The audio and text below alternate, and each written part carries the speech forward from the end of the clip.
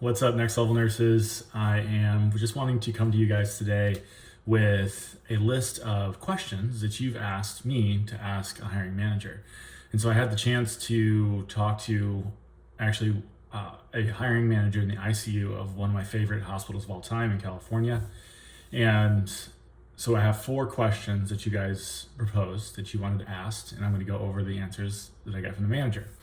So I have the questions here, and so I'm going to read those off, and then we'll go into what the manager's response was. And actually, I was talking to both the manager and the assistant manager, so we got a twofer. So the first question was, what are good strengths that ICU units would like to hear about? One of the top things they said was somebody that's not afraid to ask questions. So it's a really powerful quality for a new nurse to be hungry to learn. And because there's so much that they don't know, just because of the novice nature, it's really important that they're okay asking questions, that they're not just trying to go off and do things on their own. And I'll add on to that by saying the best way, what I'm most impressed with is when they go get the answer and they do their own research, and then they bring it to me and they say, here's what I found, this is my line of thought, am I correct?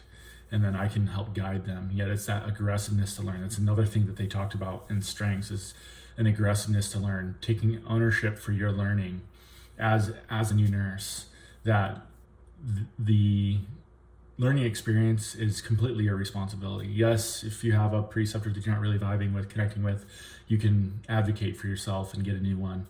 Not in that sense. Yet what I'm talking more about is just making sure that you are seeking out learning opportunities, that when there's an IV that you're jumping in and trying, even if you suck at IVs, or when there's an admission that you're going in there and helping to set up the room, that you're getting exposure to as many opportunities as you can and being aggressive with your learning opportunity. Like, that's going to serve you well as a nurse, and managers love to hear that you have that quality as well when you're in the interview. Another thing they said they like is being open and honest with knowledge. So not trying to oversell what your abilities actually are, but being open and being transparent and truthful with where you're at in your nursing journey and your skill set, why you want to work on the unit, etc. Question number 2 that you guys had me ask was, if someone hasn't done an externship yet, what other qualities are you looking for to fill in the gap? And here they said, let them know what draws you to the unit. So why are you passionate about that unit? And these kind of responses shouldn't be fluffy. Don't just say words that you think they want to hear. That's very, very common in the interview setting for new grads, is giving them the words you think they want to hear. Really, what's way more powerful is giving anecdotes, being truthful, speaking from the heart. That's going to be way more impactful, and they'll be able to tell whether you're just kind of feeding them fluff, which is going to be a huge flop, or are you speaking authentically from the heart as to why you really want to work on that unit. And just in all of your answers, really, that's like an umbrella rule, that being authentic and speaking from the heart, being open and honest, it goes so far. It's a power move, really. Another thing they said was draw from your clinical experience. So if you don't have externship experience, what are some great clinical experiences, some anecdotes, some stories? Did you participate in a code? What were some of the compliments that your preceptors gave you? Maybe you got to do a bunch of IVs and got really great at IVs, lab draws, etc. Something that kind of sticks out, like an additional experience above just kind of the mundane of charting and doing assessments.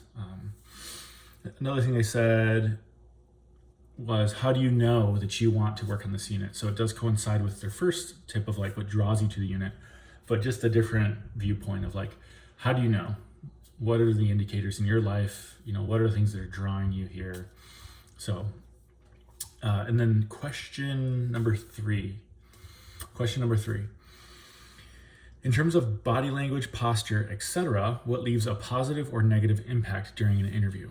And so they said some of the things that comes across as negative body language is arms crossed. They said no fidgeting.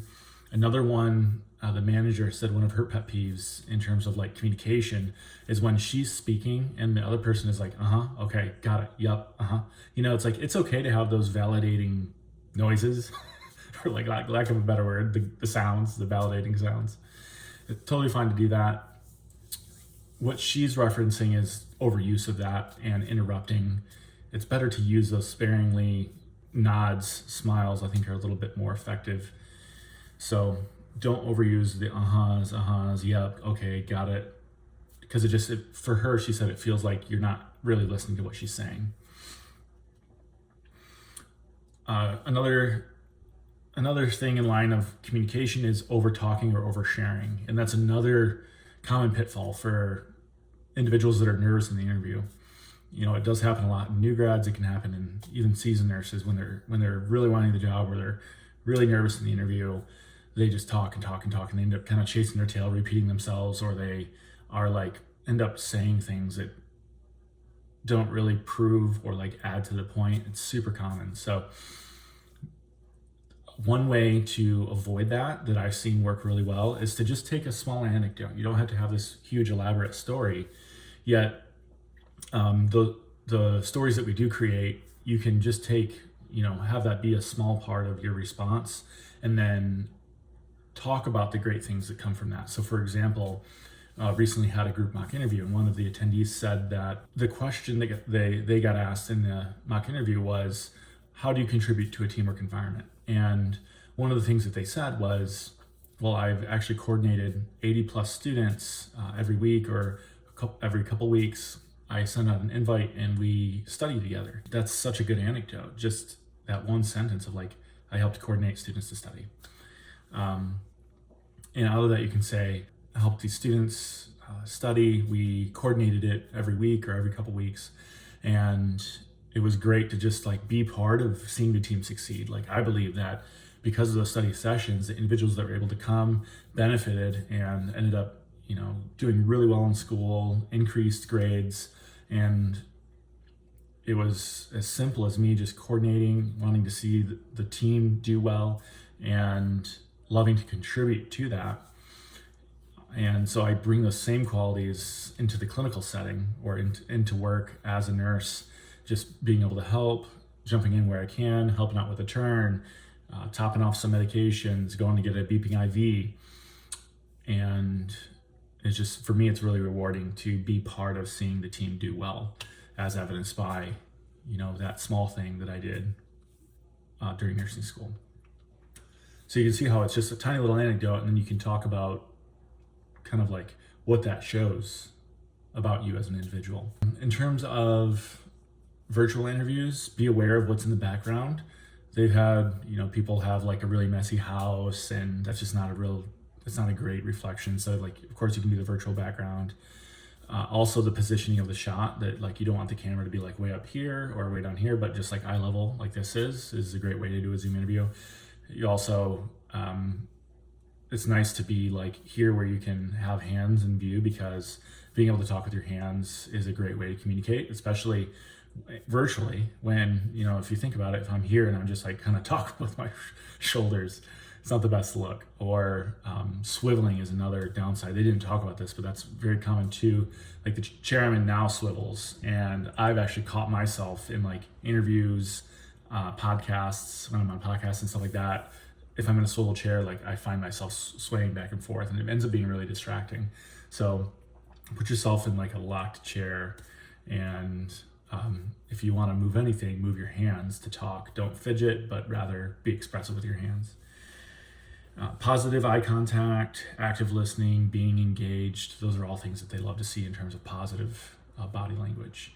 You can summarize back what you heard them say, whether they, maybe they're talking about why they enjoy being a manager. And at the end you can say, thank you for sharing that. If I'm hearing you right, the things that drew you to being a manager were being able to influence the team, being able to advocate for the team, being able to kind of sway the policy on the unit and allow that culture to be changed from the top down. And a manager will love that you just repeated back whatever they said, and they'll validate that. And then you can say, well, I appreciate you sharing that. That's interesting. And then you can launch into, well, it makes me think about these qualities about me. Appreciate you sharing that. It triggered, or it reminded me of A, B, and C quality. It's another option you could do. as part of the flow of that conversation. Question number 4 was, what traits and values do your happiest and most successful nurses have in common? And so some of the things they said were eagerness to learn. We talked about that at the beginning, just being aggressive with your learning and taking full responsibility for it, wanting to go to classes and advance your learning and etc. Interested in quality care. Individuals that don't just want a job, that don't just want to punch in, punch out, job security, work 3 days a week, but somebody that wants a career, somebody that wants to be a lifetime nurse, somebody that wants to commit and be loyal to the organization. Somebody that's open to learn and being coachable. So somebody that's okay with like being told you didn't do this right by a preceptor, and being open to that coaching and applying the teachings of those that are more veteran. Flexible, being a team worker, and then in all caps I put self-learner. And so that was really heavily emphasized when I was talking to them. And so we've covered it. I won't go into much more detail on that, but yeah, those are the 4 questions that I got to ask the manager of one of my favorite ICUs in actually the entire US.